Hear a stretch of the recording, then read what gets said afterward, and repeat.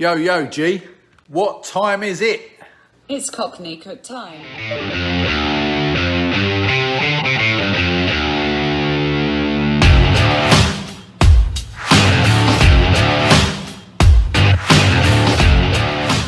Hello again, you lovely people. Here we are. We've got a nice bit of pork butt. What I'm going to do with this today, I'm going to make the most awesome curry. Her indoors, she wanted me to do it with lamb, but at this present moment, all the sheep must be with Bo Peep because there ain't a single bit of lamb about. I've looked everywhere. So, all right, we've got here roughly just under 4 pounds of nice pork butt. I'm going to give that a good chop up. Here we go. Right. 4 pounds of pork butt, nicely chopped up into bite-sized pieces. If you're doing this yourself, you might not want to necessarily use as much as 4 pounds. I'm making this much because I'm going to freeze some of it, so we've got some at a later date. Okay, now we're going to go in. What we're going to do, we're going to do this a little bit different. We're going to actually marinate all the meat first with the spices before we cook it, and then we're going to leave this overnight. So I'm going to have to give old Marty a bell to borrow the DeLorean and zip into the future to finish the rest of the video. But here we go. We've got, I'll put the exact measurements down in the comment section, but we've got cumin, ground cumin, we've got chili powder, we've got coriander, we've got turmeric, we've got garlic powder, salt, black pepper, and only a little bit of ground ginger because her indoors don't like ginger. So what we're going to do is we're going to sprinkle, sorry camera lady, sprinkle all this into the bowl. Get in there with the fingers, they are clean, just wash them. Now some of you lot might want to wear gloves because you are going to end up with turmeric fingers. And you're going to look like you've got a little bit of jaundice or something like that. So never mind, it'll wash off. But anyway, let's get all that all nice and coated and combined. Once that's all fairly covered, oh, run away. Once that's all nicely covered like that, what you want to do is you want to just go in there with an oil of your choice, preferably a Finley keto oil. I'm going to use some avocado, and you want to drizzle in roughly 2 tablespoons of that, and then again back in with the hands, give it a good old mix and get that real nice and coated. And what we're going to do is we're going to actually, like I say, we're going to leave that now, put that in the fridge, cover it with a bit of cling film or saran wrap, and I'm going to leave it overnight, but if you wanted you can actually leave it for about 3 to 4 hours before cooking. So going to go and hop in the DeLorean, be right back. Thanks Marty for the DeLorean. Right, here we are, 24 hours into the future, meat is nice and marinate, have a smell. Great, right? Okay, one wok. Some oil. Now, I know I'm using a wok, but we're not cooking this too high. And I'll tell you why as we do it. Let me get this in here first. Look at that. That is what you call infused. Right, okay. We're going to start cooking this meat, but we're actually going to cook it relatively slowly because we want it to be real tender. Remembering this is meant to be lamb, but like I said, can't get lamb at the moment, so we've got to suffer pork. Although it's no great big supper. Right, so what we're going to do, just going to cook this, keep cooking this through, let it, not a simmer, a little bit higher than a simmer, sort of about a medium to low heat, and just keep cooking it and let all the juices, got my grandmother's teeth in again, let the juices all start coming out. We'll be back. We're going to, hold on, back up a little minute. We're going to put a lid on this. Be back in about sort of 5 to 6 minutes. Right, let's have a look, see how we are. Okay. Right, we're now at the point where we're done frying, because we don't want to stir fry this. We want to cook it really gently, because otherwise it's going to get tough. And we don't want our meat to be tough. So what I'm going to do now, I'm going to just add roughly about a cup of water. About a cup of water, and then get that cooking away.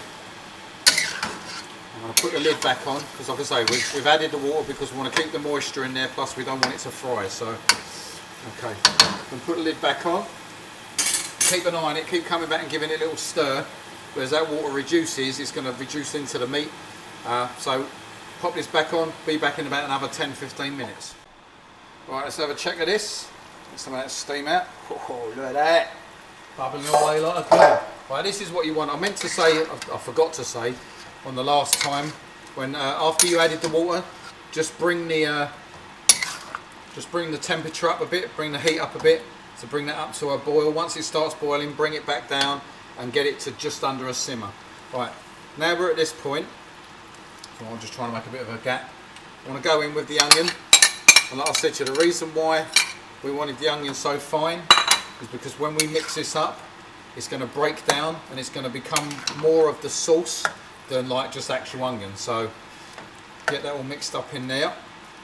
Once that's all combined like that, we're going to pop the lid back on, probably leave it for about another 5 to 10 minutes. I'll keep checking it, and we want them, like I said, we want them onions to break down until virtually you can't see them anymore.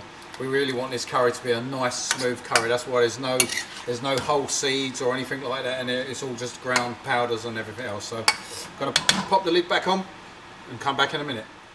Right, let's have a little check again. Let the old steam out. Pop that there, and as you can see, that onion is breaking down lovely. That's what we want. We want it virtually gone. And like I say, we've reduced the heat now. Now it's bubbling away. We've reduced the heat to just over a simmer. Watch. See? Alright.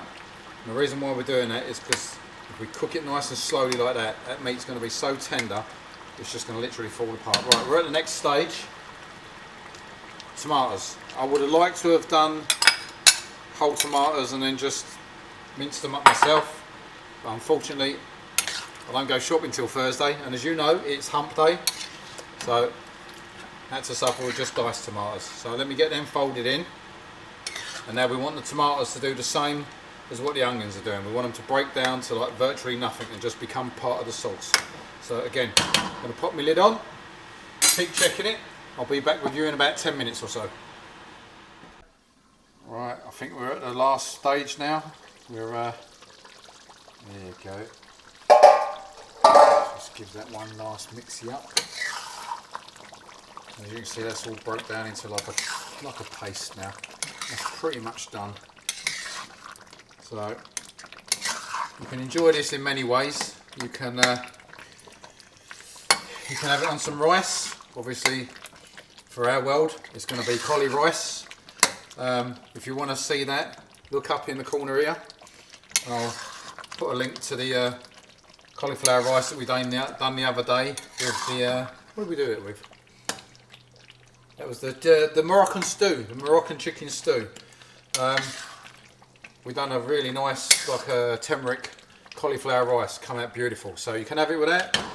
You can have it with some pita bread. You can have it with some naan bread.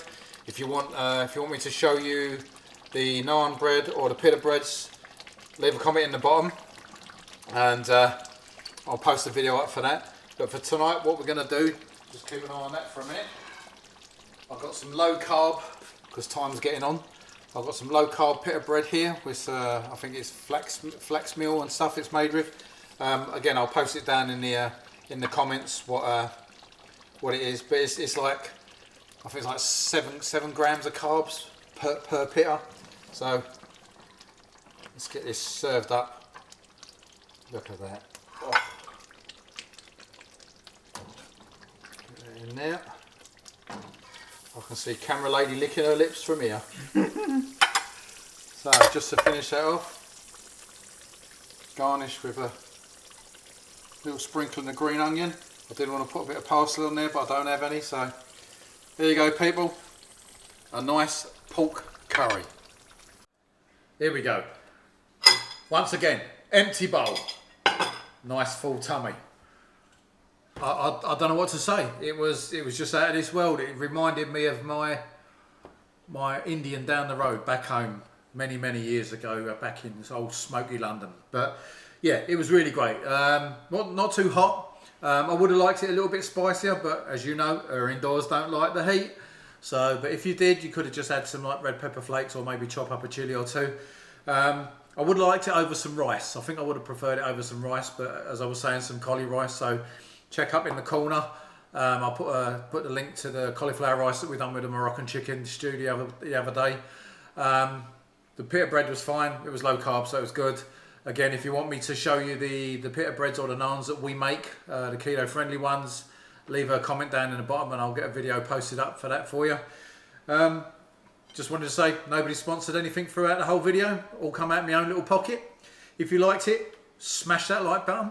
Click on the bell to let you know when I release new videos. Yeah, like, comment, subscribe. And until next Wednesday, laters.